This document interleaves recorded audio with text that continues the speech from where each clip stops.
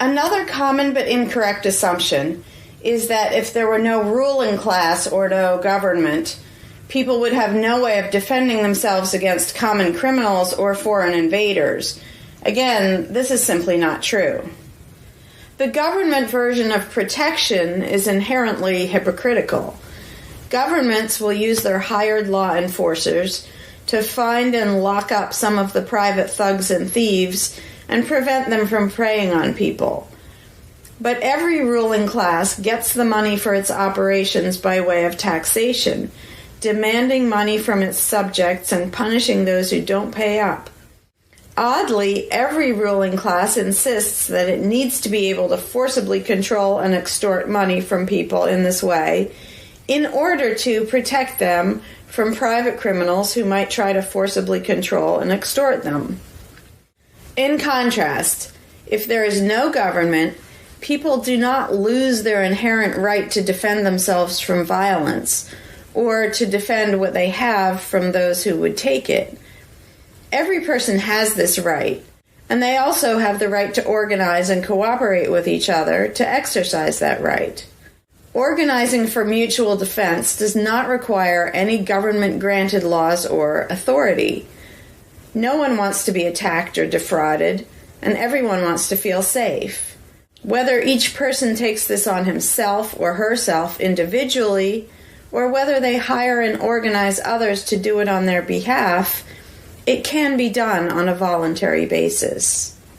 Those who insist that government is necessary often claim that if there wasn't a government, then smaller private gangs would spring up to enslave and rob people.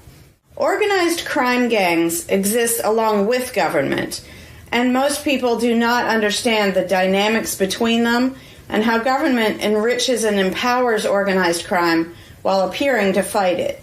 Black markets enrich organized crime, and money allows them to buy government protection. There's no reason to think they would do as well in an environment of freedom where they would have fewer ways to make money and would be up against both individual and organized armed citizens. A criminal gang that's recognized as such has far less power than a gang whose aggression is perceived to be legitimate and proper. And that's the gang we call government. When thuggery is called law enforcement, and thievery is called taxation, and self-defense is called crime and terrorism, then even the widespread ownership of firearms can't do much to stop the aggression. Imagine a private gang trying to do the things that government does without the aura of authority, and imagine how a well-armed population would respond to this. The gang would fail quickly and dramatically.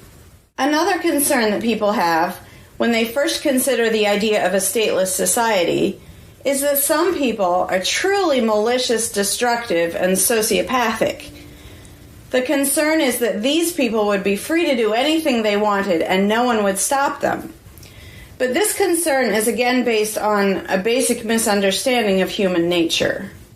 Wherever we have a government ruling class, we still have freelance thieves and thugs who are not deterred by the laws of the politicians.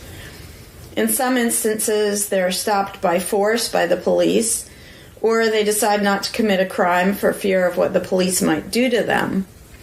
What makes this deterrence work is not the legislation or the official badges, but the simple threat of harm to the sociopath. It really makes no difference whether the threat comes from the police or another citizen or even another criminal. A sociopath doesn't care about laws or social rules. He cares about avoiding pain and hardship for himself. This is still true when a government ruling class is not involved at all.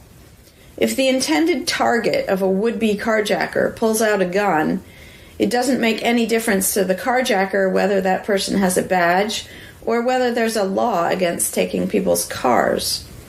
Discouraging nasty people from hurting others does not require special authority, only the ability to use defensive force.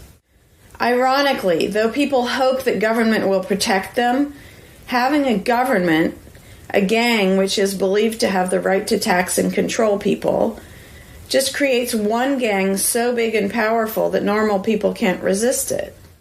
In short, to create a huge gang and then give it societal permission to control and extort people with the hope that this gang will prevent theft and thuggery is simply a self-contradictory idea, but that's what government always is.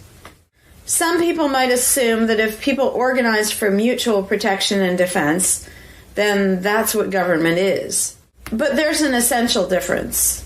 People coming together to do something that everyone has the right to do, such as defend yourself, doesn't require any special authority. It's not government unless one group of people claims the right to do things which others do not have the right to do, such as taxing and controlling innocent people. Organized defense can be very effective without supposing the special right to rule over others. In other words, without being government. In contrast, governments rob the people they rule of far more wealth than private crooks could ever manage, making the idea of a protector government ridiculous.